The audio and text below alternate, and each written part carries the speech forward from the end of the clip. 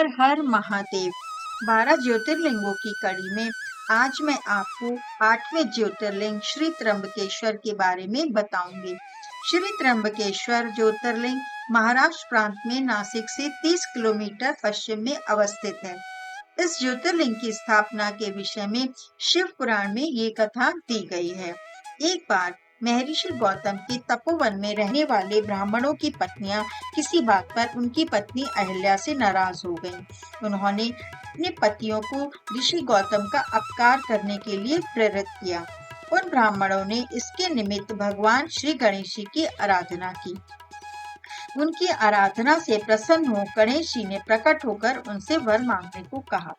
उन ब्राह्मणों ने कहा, प्रभु, यदि आप हम पर प्रसन्न हैं, तो किसी प्रकार ऋषि गौतम को इस आश्रम से बाहर निकाल दें। उनकी ये बात सुनकर गणेश जी ने उन्हें ऐसा वर न मांगने के लिए समझाया, किंतु वे अपने आग्रह पर अटल रहे। अंततः गणेश जी को विवश होकर उनकी बात माननी पड़ी।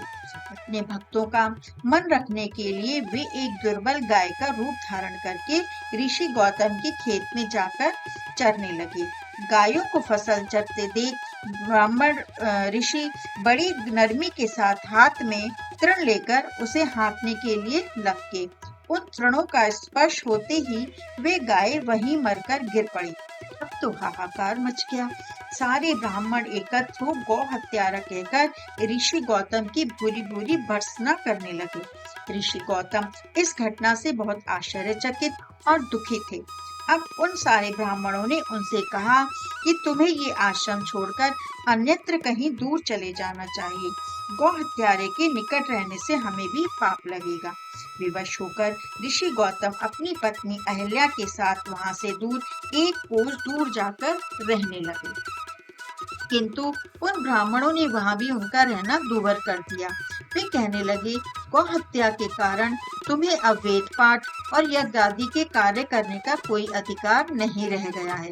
अत्यंत कातर भाव से ऋषि गौतम ने उन ब्राह्मणों से प्रार्थना की कि आप लोग मेरे प्रायश्चित और उद्धार का कोई उपाय बतावें। तब उन्होंने कहा, गौतम, तुम अपने पाप को सर्वत्र सबको बताते हुए 3 बार पूरी पृथ्वी की परिक्रमा करो, फिर लौटकर यहाँ 1 महीने तक व्रत करो। इसके बाद ब्रह्मगिरि की 101 परिक्रमा करने के बाद तुम्हारी शुद्धि होगी। अथवा यह गंगा जी को लाकर उनके जल से स्नान करके 1 करोड़ पार्थिव शिवलिंगों से शिव जी की आराधना करो। इसके बाद पुनः गंगा जी में स्नान करके इस ब्रह्मगिरि की 11 बार परिक्रमा करो। फिर 100 घड़ों के पवित्र जल से पार्थिव शिवलिंग को स्नान कराने से तुम्हारा उद्धार होगा। ब्राह्मणों के कथनानुसार महर्षि गौतम वे सारे कृत्य पूरे करके पत्नी के साथ पूर्णतः तल्लीन होकर भगवान शिव की आराधना करने लगे। इससे प्रसन्न हो भगवान शिव ने प्रकट होकर उनसे वर मांगने को कहा।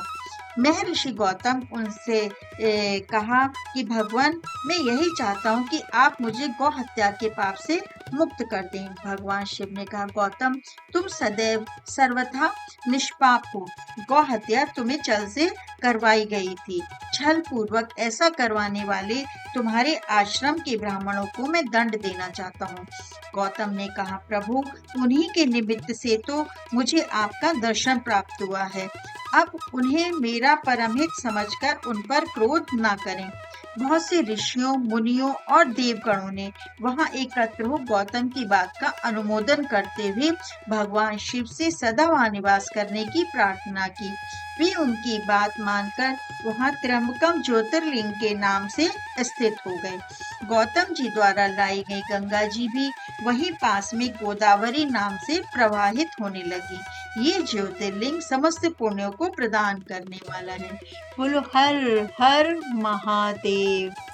अगर आपको मेरी कथाएं अच्छी लगती हैं तो कृपया मेरी कथाओं को लाइक, कमेंट और शेयर करें। इससे मुझे प्रोत्साहन मिलेगा। और अगर आपने चैनल को सब्सक्राइब नहीं किया है तो प्लीज़ सब्सक्राइब करें और बेल आइकन को भी दबाएं, ताकि जब मेरी कथाएं नई आएं तब आपको तुरंत सूचना मिल जाए। धन्यवाद।